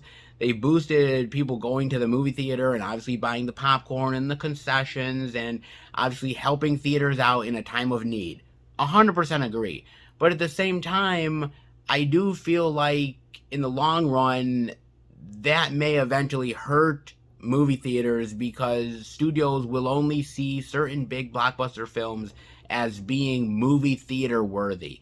And they're going to look at these disappointments, these big budget disappointments, and they're going to say, look, it's just not worth it to put these in the movie theater. Or if we do, it's only going to be for like a week or two of a run, and then they're straight on to a streaming service. And so that doesn't really benefit anybody at the end of the day. So yes, they're saviors. Yes, big blockbusters are the future of cinema. They have been for a long time, and they're going to be even more so now. But in the long run, that may hurt the overall general movie-going experience at the end of the day.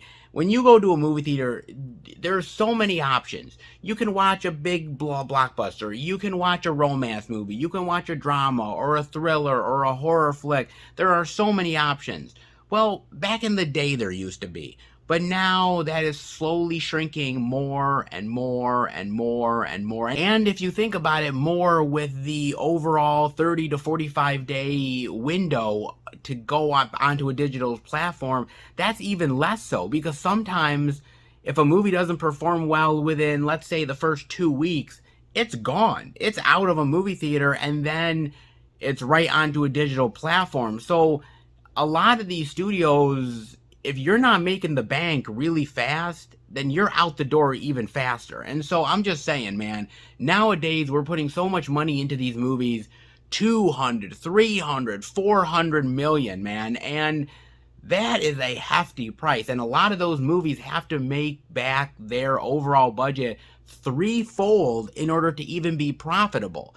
And so it's hard for movie studios now to really take gambles and they really do have to depend more on the blockbusters than ever before. So at the end of the day, yes, appreciate the Marvel movies, appreciate the huge blockbuster films, but also realize that movies and cinema is so much more than just that. And there's so many great films that got spotlights years ago that would never do it now. And unfortunately, with the way Hollywood is running now, those movies are becoming few and far between. I love the huge blockbusters. I love the superhero films. I love the Marvel stuff. But at the end of the day, yes, you can be a big, gigantic blockbuster behemoth, but the bigger you are, the harder you fall. And so just remember that it's good now, but ain't gonna be good forever. Just saying, guys. Definitely let me know what you think about it. It's all opinion at the end of the day. I mean, I love Marvel, I love cinema, I love movies, but variety is the spice of life. And when you take that away, the overall movie-going theater experience dies a little bit more each day. Just saying, guys. It's just my personal opinion, but I definitely want to know what you think. Definitely let me know. It's a very interesting topic worth exploring, but I hope you enjoyed this video. If you did, definitely give it the thumbs up. If you're new to the channel, welcome. Check out the other Blu-ray and DVD out and about videos. I do P.O. Box adventures, movie hunting like Dollar Tree hunts, Blu-ray pickup videos, live streams, movie reviews, and so much more. If you are a lover of movies and physical media, hit subscribe, become part of the Film Fan Nation. I want to thank my really great subscribers out there. You guys are absolutely amazing and awesome. You show me the love, and hopefully I show the love right back to you. So thank you so much for your support.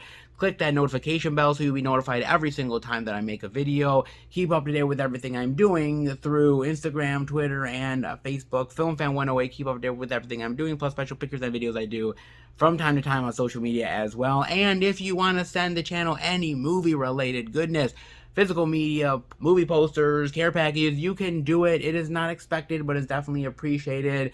The P.O. Box is in the description below. You guys have said, hey, I want to send you some amazing stuff. Where can I send it? The P.O. Box is where it's at. You guys have sent me some amazing stuff, and I cannot wait to see where the adventures take me next. So definitely do that if you are interested. And I guess that's it for the video here. But, hey, I'll be back for more physical media love next week. So I will see you back yet again for another Blu-ray and DVD out and about experience. Take care, everybody, and remember, happy hunting.